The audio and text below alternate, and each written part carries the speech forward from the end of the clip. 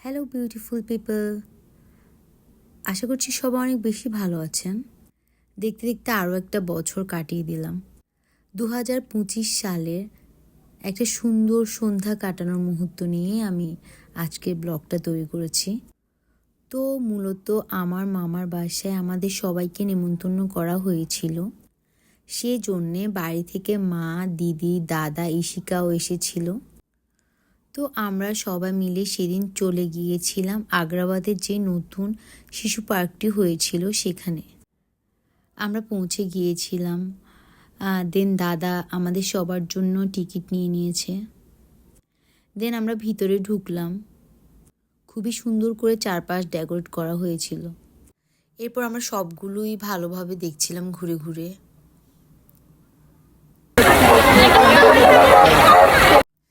এরপর আমরা একটু পপকর্ন খেয়ে নিলাম আর খেতে খেতে সামনের দিকে যাচ্ছিলাম।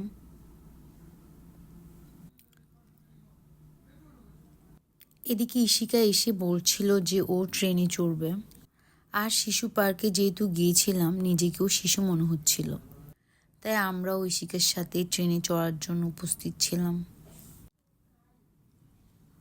অনেক লম্বা লাইন ছিল আর এদিকে মা, দিদি, দাদা আমাদের জন্য বাইরে অপেক্ষা করছিল।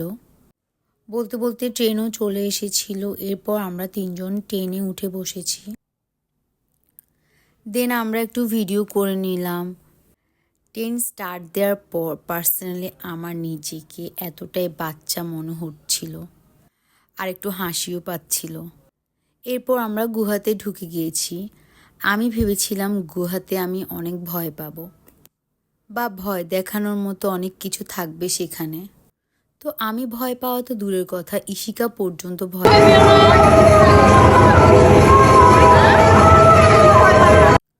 এরপর বের হয়ে আমি দাদাকে বলতেছিলাম যে আমরা একটু ভয় পাইনি। ইশিকা তো বের হয়ে বলছিল যে ও অনেক মজা করেছে সেখানে। আর আমার নননও বলছিল যে ও অনেক ভয় পাবে ভেবেও ভয় পায়নি। দেন ইশিকা অন্য একটা রাইডে চড়ে নিয়েছে। এরপর আমরা আস্তে আস্তে সামনের দিকে গিয়েছিলাম। এরপর আরও একটা রাইড ছিল। এই রাইডটাতে আমি অনেক আগে একবার চড়েছি। চড়ার পর আমি যে ভয় পেয়েছি, দেন আমি তখনই ঠিক করেছি আমি এই টাইপের রাইডগুলো তার কোনো দিনও চড়বো না। দেন আমি আমার মায়ের সাথে একটু ভিডিও করে নিলাম। মা যেহেতু রাতেই চলে যাবে আবার বাড়িতে। তো আমরা ফিরে আসছিলাম। ফিরে আসার সময় আমাদের এই হাঁসের রাইডের দিকে নজর গেল আর আমার খুব ইচ্ছে করছিল একটু চড়ার জন্য। আর আমি ইশিকাকে সাথে নিয়ে চড়ে নিলাম। আর ইশিকার সাথে কাটানো প্রতিটা মুহূর্ত আমার কাছে খুবই স্পেশাল।